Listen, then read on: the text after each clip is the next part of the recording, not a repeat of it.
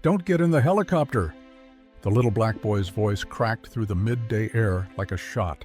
The whir of the spinning rotors filled the quiet airfield, mixing with the warm breeze like distant thunder. The yellow and black helicopter shimmered under the pale sun, parked neatly on the tarmac near the private terminal at Clearwater Executive Strip. It was too quiet, too still, except for the steady thump of the blades overhead. Jonathan Crane, a 42-year-old tech mogul and property developer, adjusted his cufflinks with calm precision as he stepped toward the aircraft. His charcoal blue suit fit him like armor. This wasn't just another trip, it was an escape. For the past week, Jonathan had been receiving anonymous threats. First, a blank envelope left on his penthouse desk. Then, a dead crow on the windshield of his McLaren. Last night, someone tried to cut the security cameras at his weekend villa outside Bayshore. He hadn't told anyone, not even his assistant. If someone wanted to scare him, they'd chosen the wrong man. This morning, he chartered the helicopter last minute, planning to fly 2 hours north to an off-grid retreat. Untraceable, safe, or so he thought. As he placed one polished shoe on the helicopter's skid, a voice cut through the drone of the blades.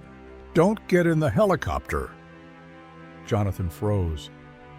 Running across the tarmac was a little boy, barefoot, maybe 7 or 8 years old.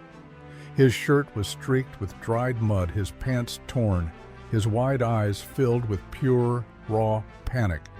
"Don't go! They'll kill you! You can't go up there!" Jonathan backed away from the helicopter's door, startled. His security team wasn't nearby. They were busy securing his private jet around the hangar. "Hey, slow down! What are you talking about?" He called out as the boy reached him and collapsed at his feet. Gasping, the boy whispered, "The man inside, he's not who you think he is." Jonathan's eyes turned slowly toward the cockpit. The pilot sat calmly behind the glass, headset on, watching them too calmly. Something inside Jonathan shifted. This kid wasn't lying. His fear was too real. "Who are you?" Jonathan asked, kneeling beside him. "My name's Emeka," the boy whispered. "They took my brother. He tried to warn someone too. That man, he doesn't work for the helicopter company.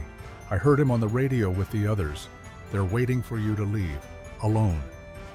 Jonathan's pulse thundered. The helicopter had been booked through a private broker last minute, off the record. Had someone used his own panic against him? Just then, the pilot opened the side door. "Everything okay, Mr. Crane?" Flat voice, no emotion. His hand rested casually behind the frame, too close to the throttle. Jonathan forced a smile. I forgot something in the terminal. Be right back." He stood quickly and pulled Emeka up with him, but the pilot didn't move, didn't smile, just watched them go. Too long. Jonathan moved fast, arm tight around the boy's shoulder. Inside the terminal, he slammed the emergency lockdown button, sealing the doors. His hands shook. He had built empires, outwitted billionaires, but today, a barefoot child had saved his life. He grabbed the emergency phone and called his security chief. "Get here now. That pilot's not one of ours. Lock down the airfield. Get me the charter company. His name, a full background. Pull all footage. Call the FAA." "Sir, are you all right?" Jonathan looked down. Emeka sat on a bench near the vending machine, arms wrapped around his legs. Minutes later, the airfield swarmed with law enforcement. But the helicopter was gone. The second the terminal doors sealed, the rotors thundered louder and the aircraft lifted, vanishing over the trees. No filed flight plan, no transponder, no signal. Gone. Investigators took Emeka's statement. What they found was chilling. 2 months earlier, his older brother Elijah had gone missing. The boys had been living near the docks, scavenging. One night, a man in a pilot uniform offered them food. Said he could help. Only Emeka escaped. He'd been watching private strips ever since, listening. And when he heard that same voice on the radio, he ran. He never expected anyone to believe him. But Jonathan did, and it saved his life. The helicopter disappeared without a trace. No radar, no wreckage, just gone. By the time federal agents arrived, Jonathan had already handed over every security feed, every angle, every word the boy had spoken. Emeka sat quietly in the airport lounge, wrapped in a clean towel, sipping cocoa. He said little, only that his brother's name was Elijah, and that he hadn't seen him since the night men in uniforms came to their alley. "I remember their patches," Emeka whispered to Jonathan later. "A sun, a wing, and the number 9. Jonathan's jaw clenched. He knew that emblem. It belonged to a private security contractor he'd worked with 3 years ago. Elite, off the record, hired for discreet extractions during sensitive property seizures. He hadn't used them since, but someone had, and worse, someone had used his name to book that helicopter. Within days, a full investigation unraveled. The pilot, identified as Vincent DeLuca, a rogue ex-operative, was tied to a trafficking ring posing as high-end charter services. Their targets? CEOs, scientists, landowners, people with power, people who could vanish without trace. This time, it hadn't gone as planned, because one kid was listening. 2 weeks later, agents raided a coastal warehouse. They found 4 boys in a sealed container. Elijah was one of them.